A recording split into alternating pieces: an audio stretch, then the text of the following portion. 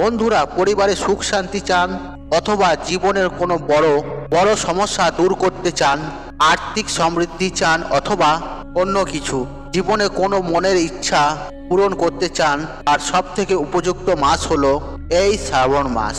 বন্ধুরা, এই মাস শ্রাবণ মাস ইতিমধ্যে শুরু হয়ে গিয়েছে, আর এই শ্রাবণ মাসকে বলা হয় ভগবান শিবের মাস।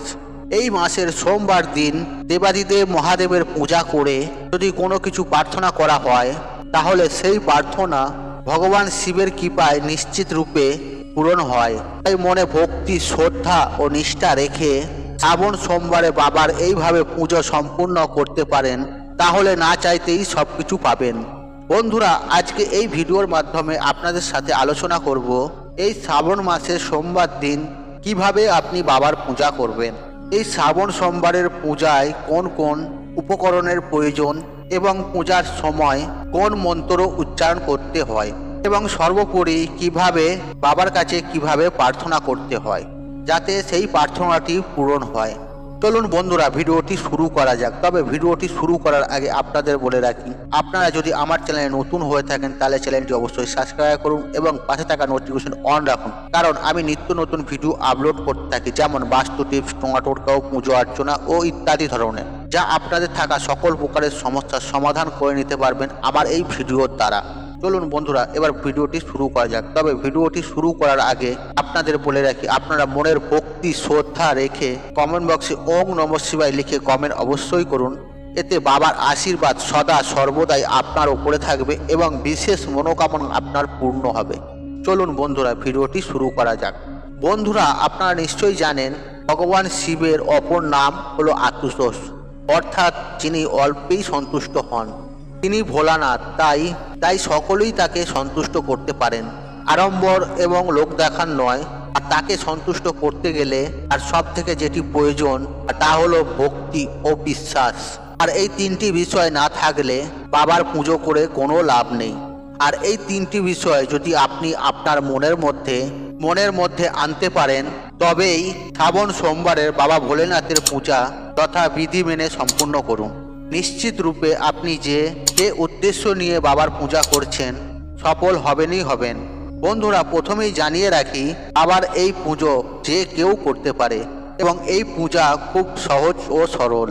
শ্রাবণ সোমবারের এই পূজা বাবার যে কোনো মন্দিরে যেয়ে করতে পারেন, আর আপনি এই পূজা আপনি আপনার গৃহে বসেও করতে পারেন। তবে এই পূজা সম্পূর্ণ করার জন্য আপনার গৃহেতে একটি শিবলিঙ্গ থাকা আবশ্যক।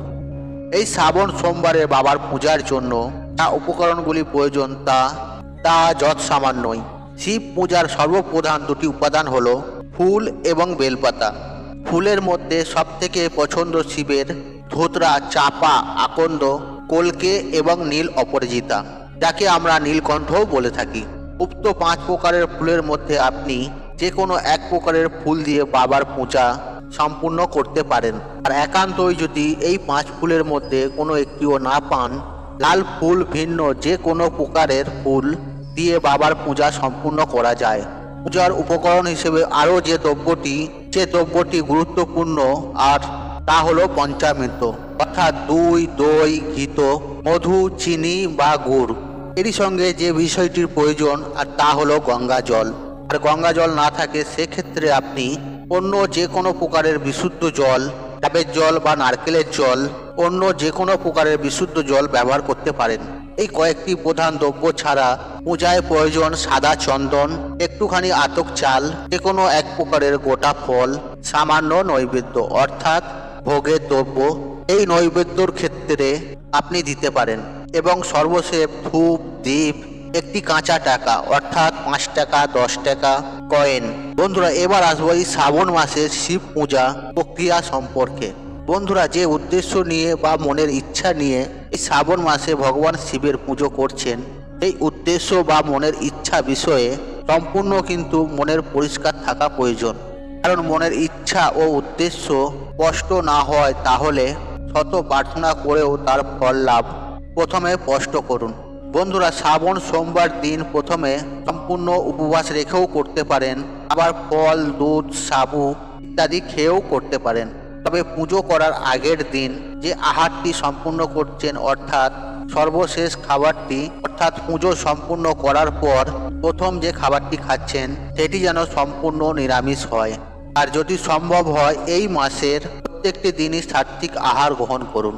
আর হ্যাঁ, পূজার দিন কোনো অবস্থাতেই কোনো নেশা জাতীয় দ্রব্য গ্রহণ করবেন না। বন্ধুরা, পূজার দিন ব্রহ্ম মুহূর্তে অর্থাৎ ভোরবেলা ঘুম থেকে উঠুন এবং বিছানায় বসে মনে মনে সংকল্প নিন আপনি আপনার মনের ইচ্ছা পূরণের উদ্দেশ্যে এই ব্রতটি আজ সম্পূর্ণ রাখার চেষ্টা করবেন। আর বাবার কাছে প্রার্থনা করুন তিনি আপনাকে সেই শক্তি প্রদান করে। এরপর বন্ধুরা, স্নান পর্ব সেরে প্রয়োজনীয় উপকরণগুলি সংগ্রহ করে নিন। শ্রাবণ সোমবারের পূজা সর্বদাই সন্ধ্যেবেলা সম্পূর্ণ করা উচিত। আর একান্তই সমস্যা হলে আপনি দিনের বেলা সকালের মধ্যেই সম্পূর্ণ করতে পারেন। শিব পূজা সর্বদাই উত্তর মুখে বসে করবেন এবং শিবলিঙ্গকেও উত্তর মুখে করে রাখবেন। আর উত্তর দিককে বলা হয় ব্রহ্মলোক পথ। এই পরম ব্রহ্মাময় শিবের পূজা সর্বদাই উত্তর মুখে বসে করাই নিয়ম। শিব পূজার প্রারম্ভে প্রথমে ভগবান শিবকে প্রণাম করে নিন, তিনি যেন আপনার এই পূজাটি সার্থক করে। আর যদি কোনো ভুল ত্রুটি হয়ে যায় তিনি যেন ক্ষমা করে দেয়। এরপর বন্ধুরা, গঙ্গা জল হাতের তালুতে নিয়ে ঘরে সর্বত্র ছিটিয়ে দিন। তারপর 2-1 ফোঁটা 3 বার পান করুন বা মুখে স্পর্শ করুন এবং সকল দেবদেবীর উদ্দেশ্যে প্রণাম করুন এবং নিজের ইষ্ট মন্ত্র 3 বার জপ করুন। তারপর শুরু করুন ভগবান শিবের পূজা। প্রদীপ ধূপকাঠি জ্বালানোর পর ভগবান শিবকে শ্বেত চন্দন দ্বারা লেপন করুন। তারপর এক এক করে ফুল, বেলপাতা, নৈবেদ্য সমস্ত কিছু বাবার উদ্দেশ্যে অর্পণ করুন। এরপর পঞ্চামৃত একসাথে একটি পাত্রে রেখে বাবার মাথায় অর্পণ করুন। এরপর বাবার মাথায় গঙ্গা জল ঢেলে দিন। এরপর ধূপ ও প্রদীপ বাবার উদ্দেশ্যে দেখান। আর এই সমস্ত প্রক্রিয়া করার সময় বাবার একটি মন্ত্র উচ্চারণ করুন, আর সেটি হলো ওং নমঃ শিবায়, ওং নমঃ শিবায়। বাবার উদ্দেশ্যে সমস্ত কিছু নিবেদন করার পর শিবলিঙ্গের সামনে কিছুক্ষণ ধ্যান মুদ্রায় বসুন। গুনে গুনে 108 বার ওং নমঃ শিবায় এই মন্ত্রটি জপ করুন। এক্ষেত্রে আপনি রুদ্রাক্ষের মালাও ব্যবহার করতে পারেন।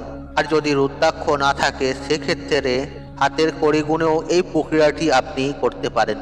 এরপর বন্ধুরা, যদি কোনো কঠিন রোগ থেকে মুক্তি পেতে চান এবং জীবনে কোনো প্রবল সমস্যা থেকে মুক্তি পেতে চান তাহলে শিবের মহামৃত্যুঞ্জয় মন্ত্র আপনি জপ করুন।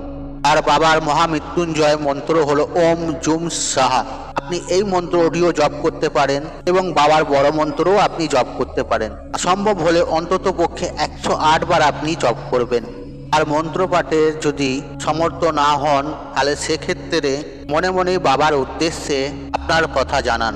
আর আপনার যে মনের ইচ্ছাটি, যার জন্য আপনার মনের ইচ্ছা বাবাকে উদ্দেশ্যে ব্যাখ্যা করুন, তার জন্য বাবার পূজায় আপনি আজ নিয়োজিত হয়েছেন, মনের ইচ্ছাটি বাবার কাছে স্পষ্টভাবে ব্যাখ্যা করুন।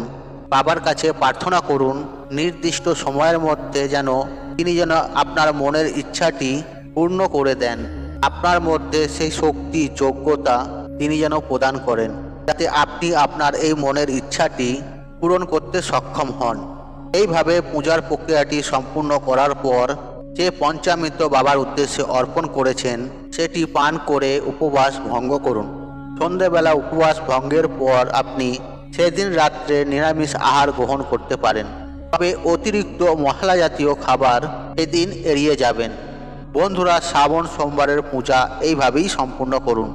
আর দেখবেন আপনি যদি বাবার পূজা সম্পূর্ণ করার পর কোনো কিছু নাও প্রার্থনা করেন, অন্তর্যামী বাবা ভোলানাথ মনের কথা অনুধাবন করে সেই অনুযায়ী ফল প্রদান করবেন। তাই বন্ধুরা, সোমবার দিন বাবার ব্রত এবং বাবার পূজা এইভাবে সম্পূর্ণ করুন। দেখবেন আপনাদের সকল মনস্কামনা পূর্ণ হবে বাবার কৃপায় বা বাবার আশীর্বাদে। বন্ধুরা, তাই আজকের মতন বিদায় নিলাম। আশা করি ভিডিওটি দেখে উপকৃত পেয়েছেন। তাহলে ভিডিওতে একটি লাইক করুন, একটি কমেন্ট করুন, শেয়ার করুন এবং বন্ধু বান্ধব আত্মীয়জনদের সাথে শেয়ার অবশ্যই করুন। মনে রাখবেন আপনার একটি শেয়ার অনেক মানুষকে উপকৃত করে তুলতে পারে। আর আপনি যদি আমার চ্যানেলে নতুন হয়ে থাকেন তাহলে চ্যানেলটি অবশ্যই সাবস্ক্রাইব করুন এবং পাশে থাকা নোটিফিকেশন অন রাখুন, কারণ এই রূপ নিত্য নতুন ভিডিও সবার আগে দেখার জন্য।